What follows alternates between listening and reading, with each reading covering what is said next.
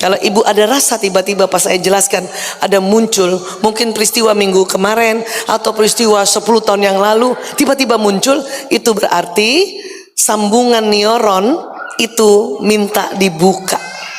Coba pegang dada ibu, ayo sama-sama kita terapi masing-masing.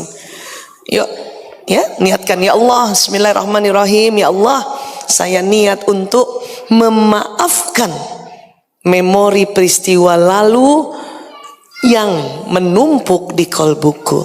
Ya, masing-masing orang silakan, ada rasa apa atau ada muncul memori apa, entah sama siapa, bukan hanya pada suami barangkali, mungkin pada anak, mungkin pada tetangga, mungkin pada siapa saja. Ya. Kalau sudah dapat, ya, langsung ibu istighfar.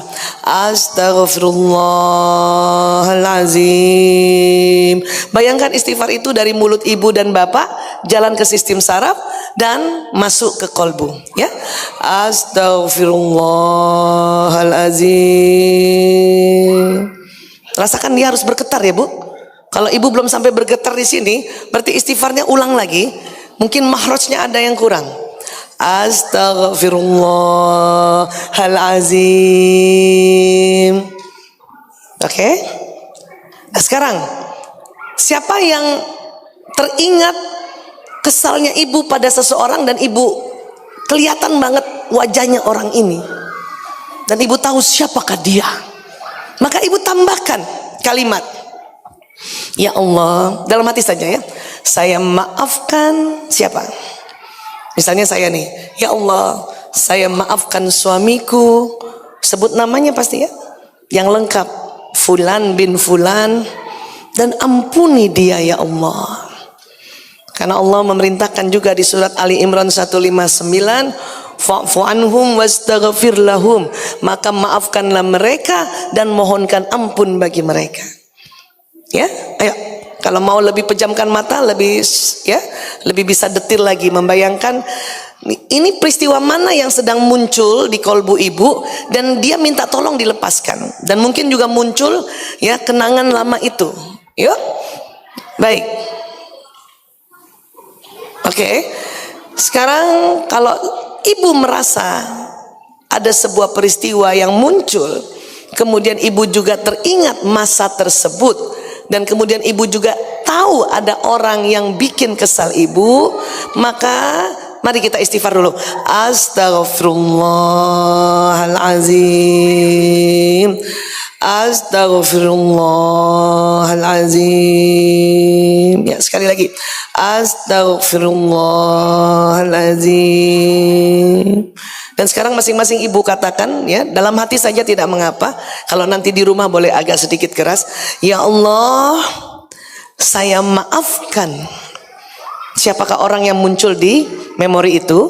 Sebut namanya lengkap dan ampuni dia ya Allah. Ya Allah, saya maafkan. Sebut namanya. Ampuni dia ya Allah. Ya Allah, saya maafkan dan ampuni dia ya Allah. Anda boleh ulang-ulang, ya. Tapi kalau ada ibu atau bapak yang terbayang malah peristiwa diri sendiri karena kehilafan diri sendiri, Anda juga bilang, ya Allah, saya maafkan diriku ya Allah. Sebut nama bapak yang lengkap, nama ibu yang lengkap. Ampuni diriku ya Allah. Karena sebuah memori bisa saja pelakunya kita. Ya Allah, saya maafkan diriku ya Allah, dan ampuni diriku ya Allah. Kalau itu peristiwanya karena ibu. Kalau sudah, tarik nafas panjang lagi Bu, buang lewat mulut, ya, baca salawat Allahumma sholli wa sallim ala sayyidina Muhammad. Ya, baik, buka mata, 1, 2, 3. Ya. Pada saat tadi ibu istighfar, kemudian ibu lafazkan ya Allah saya maafkan, dan ibu sebut seseorang yang muncul di peristiwa memori ibu tadi, dan ibu mohonkan Allah untuk ampuni dia, maka sambungan peristiwa yang ada di kolbu ibu itu terbuka ikatannya, terbuka ikatannya. Tadi kenapa disuruh berkali-kali? Karena ikatannya banyak soalnya. Maka tadi waktu kalimat astagfirullahalazim itu mulai dibuka ikatannya. Astagfirullahalazim mulai dibuka. Astagfirullahalazim. Kemudian pada saat ya Allah saya maafkan suamiku misalnya ya, dan ampuni dia, itu dibuka. Ada orang 3 kali cukup, ada orang 9 kali, tergantung juga peristiwanya. Saya kalau peristiwa tentang kesel sama anak-anak 3 kali istighfar cukup Bu. Tapi kalau sama suami 33 kali baru kebuka ikatannya. Karena begitu luar biasanya ya ikatan batin suami istri itu. Makanya khilaf sedikit, ikatannya kayak tali pramuka yang diuul-uul itu. Tapi Ibu, terbuka pun tidak bisa terbuka begini, nggak bisa. Dia tetap menempel, Ibu. Makanya jangan heran, banyak orang mengatakan, Bu Aisyah, saya sudah memaafkan tapi tidak bisa melupakan. Itu betul Bu.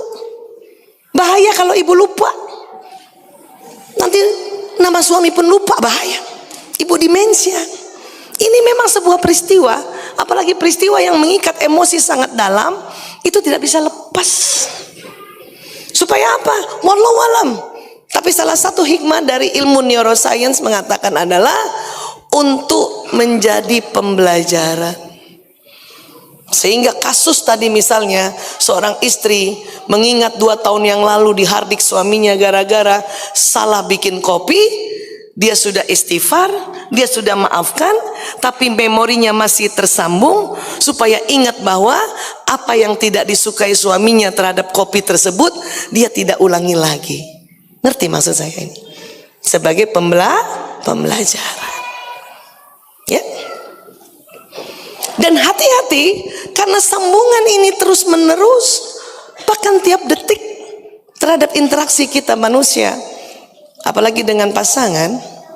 Banyak juga yang dulu-dulu belum sempat kebuka, ada peristiwa baru lagi yang mengikat.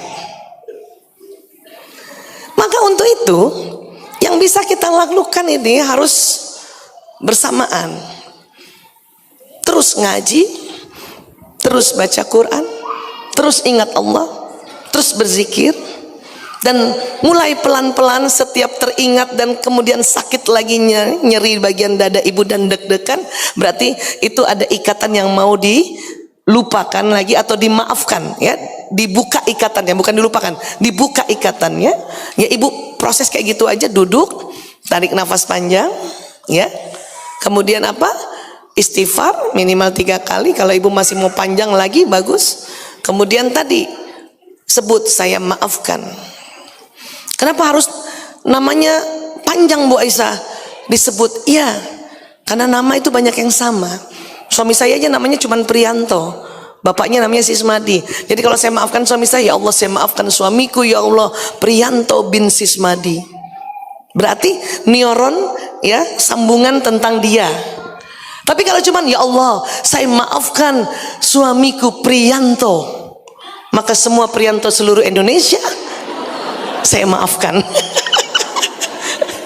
Ngerti maksud saya Bu? Ya, jadi harus nama lengkapnya, kalau perlu nama ketiganya yaitu nama kakeknya ya. Kenapa? Ini sangat spesifik. Ibu jangan salah Bu. Ikatan di batin itu sangat spesifik terikatnya Bu.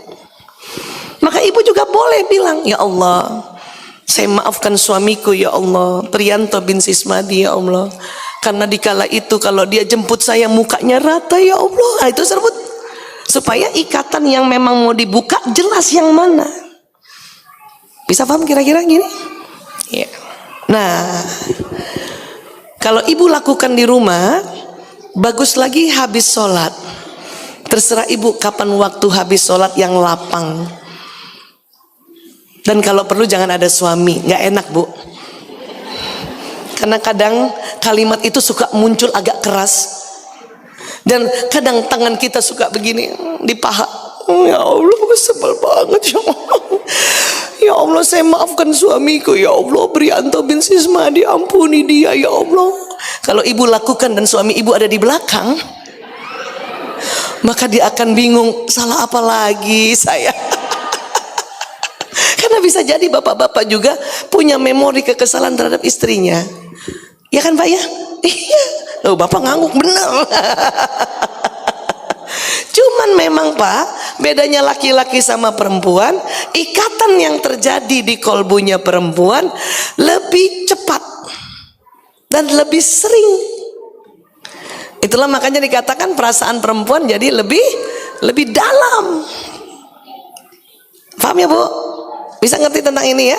Nah, jadi ibu tetap ngaji, maafkan peristiwa lama, kadang berkali-kali karena ikatannya banyak, dan ibu tameng kalau mau ada peristiwa baru untuk terikat di kolbu ibu. Dengan cara apa? Istighfar lagi. Istighfar lagi. Saya ya membuka memori atau maafkan memori muka rata itu bertahun-tahun Bu, dan ini akan terus-terusan. Dan pada saat muka suami saya rata lagi, langsung supaya nggak tenggelam di sini, astagfirullahaladzim ya, mukanya memang rata laki banget itu Bu, supaya tidak ada ikatan baru. Bisa paham? Kenapa sih Bu Aisyah susah-susah? Supaya suara Tuhan tidak tertutupi. Memangnya kenapa suara Tuhan itu? Suara Tuhan yang di kolbu itulah yang menerangi jalan kehidupan kita di dunia. Makanya betul lagunya Agim, jagalah hati, kan gitu. Jangan kau, yang dimaksud kotori tadi, terikat-ikat. Jagalah hati, apa lagi? Lentera hidup ini. Kenapa? Karena tubuh manusia itu Bu bercahaya. Tubuh manusia bercahaya Bu. Coba perhatikan cahaya ini. Paling kuat dari mana asalnya? Dari kolbu. Kita sebut kolbu aja ya, supaya nggak bingung antara jantung dengan hati. Maka kalau nyanyi ini lagu, jagalah kolbu, jangan kau kotori, jagalah kolbu. Bait kedua ada, cahaya ilahi. Karena kebayang nggak Bu, memang sinyal dari kolbu itu paling kuat, 5.000 kali lebih kuat dari seluruh tubuh, bahkan dari otak. Sekarang bayangkan kalau sakit hatinya ibu, sakit hatinya bapak terhadap siapapun, mungkin terhadap pasangan, mungkin terhadap anak, mungkin terhadap guru, mungkin terhadap mitra kerja, dan kita tidak maafkan, maka isi kolbu itu terbroadcast Bu ya. Mana sinyal lagi Mas Omet? Terbroadcast, ibu tahu dengan sinyal kan? Ibu ngerti yang maksudnya broadcast?